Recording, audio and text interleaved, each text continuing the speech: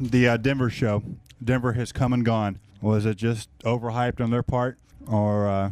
Well, it was an important thing because it, for me, showed that I wasn't going to stand down, that I was going to, back up what I had to say, that I wasn't going to be afraid to go there and not be ashamed as if I was responsible for something that I wasn't. So we went there and we played a show just like any other band. I think the crowd was waiting for us for 3 or 4 years because we weren't allowed to go there, and it's been one of the best shows on the tour, and it was good to do. And I think it wasn't just for Marilyn Manson; it was for everyone. It was for rock music. It was to stand up and say that you're allowed to have an opinion, and nobody should be able to tell you that you can't, and nobody owns a copyright on what God is. Nobody owns a copyright on what's right and wrong. And it was quite clear that we weren't, guilty of anything except being who we are. And that's the way the fans felt, too. And it was great to go there, and the energy was great, and nobody got hurt, and it was a positive thing. So I think that it worked out for the best. The tour has about 10 weeks left to go, at least through the middle of August. Correct me if I'm wrong. What's the next? What's around the corner for Marilyn Manson and the guys? Album tours? We finish up in Europe and Japan, a couple festivals, and been working on some music for a soundtrack for the film From Hell, which is the Hughes brothers directed, with a friend of mine, Johnny Depp, and it's about Jack the Ripper. So the music that we provided for the film was 19th century period pieces, and a lot of atmospheres and a lot of the stuff that you take for granted when you see a film. And I'm such a fan of movies that it was interesting for me to create sounds that would make the scenes, it would affect the way that you feel during a scene, that it make it scarier, make it sadder, or whatever it might be. And so we did a song for the end credits, which will probably be a single, the way it looks right now. And after that, we've been writing material for the next record, and it's kind of I think it's going to be real different for us. It's going to be kind of more personal in a way that I'm not really sure what to compare it to. Almost in a weird way, it seems like it's going to be like Madonna's erotica album in a weird way, because it's just the stuff that I'm writing is it's dirty in a sense, but it's kind of like the Marquis de Sade with the drum machine. That's how I've been describing it. But I like that. I like that. It's good. Now, real quick, jumping back to the From Hell soundtrack, when you're starting to do the period pieces and you're doing the movie scores, do you have to get in a different frame of mind? I mean, because you're used to thinking guitars, drums, keyboards, vocals. How difficult was it, or how easy was it for you to go in and make that type of music? I think honestly, it's harder for me to get in the frame of mind to guitar, drums, and that, because when I get ideas, it's often a task for me to try and put it into something that people can relate to or understand, or particularly when making Hollywood, it was a challenge to try and make a heavy record when everything around us, all the music that was popular, was heavy. It just seemed like I didn't want to do what everyone else was doing, and naturally I would go the opposite direction. But instead, we took it as a challenge, and we wanted to make a heavy album that was smarter, or heavy only when it needed to be, or heavy for the right reasons. So in this situation with this soundtrack, it was great. I got to look at the images, and the images were very inspiring. There's a lot of scenes in it that deal with subject matter that I'm very familiar with. There's stuff about a lot of occult influences, a lot of absinthe, a lot of opium, a lot of things that they couldn't hire somebody else to try and create when they could just come to someone who's experienced all of that. Damn right. I have to attest to that one. Now let's move towards, I want to move different subject, the fashion and design element of Marilyn Manson, and in my mind, more specifically, videos. When you're coming up with designs, costume wise, your personal stuff.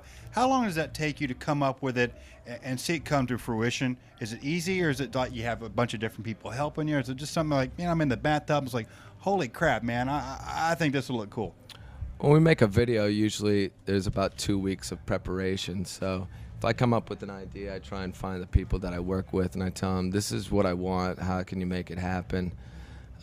With the last video with the Nobodies, there was some Japanese photographs that I had found that were kind of inspirational, and I said I wanted this, I wanted my hair to be shaped into these horns, and so, it was a matter of me like showing somebody a sketch and saying, just make this happen.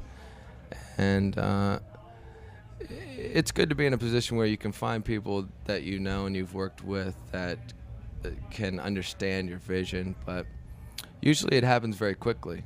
I'll think of something, and my first thought is usually what it turns into.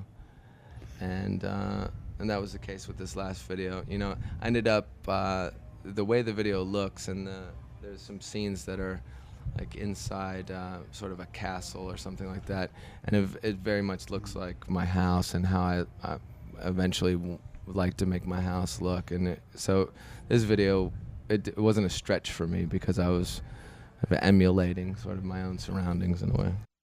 Now, speaking of your house, I got to ask you this question. I believe back in December when I interviewed you by phone, the Lunchbox collection is infamous, and at the time, you had just gotten the Hogan's Heroes with the dome shape. Right. Has anything been added to the Marilyn Manson Lunchbox collection? I don't have all of them. I haven't found a place for them to display them, but the Hogan's Heroes is only one of the few that's actually sitting outside of a box, outside of storage. But no, I haven't.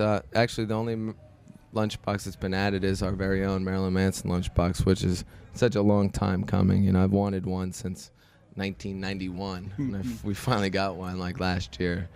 It was such a task to get to it. So. The new technology, the new way of selling merchandise is DVD singles, videos, extra footage, backstage stuff. Any plans for the band to start embarking towards that route? We've actually been working on a DVD that we hope to have out around Halloween time. Planning on putting a full concert on it and all of our videos. And, of course, the stuff that in the past, for example, God Is in the TV was released by a record company, so there was a lot of things that were censored from it. But the company that's releasing the DVD is separate, so I think it'll be a good opportunity for us to put all of the things from every video and from just our everyday lives that people would like to see, and that, or some people wouldn't like to see, but the stuff that is worth seeing. Yeah, well, put it that way.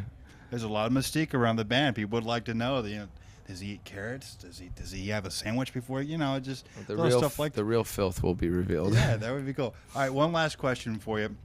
The new technology as well. It's not Napster. It's not the MP3s.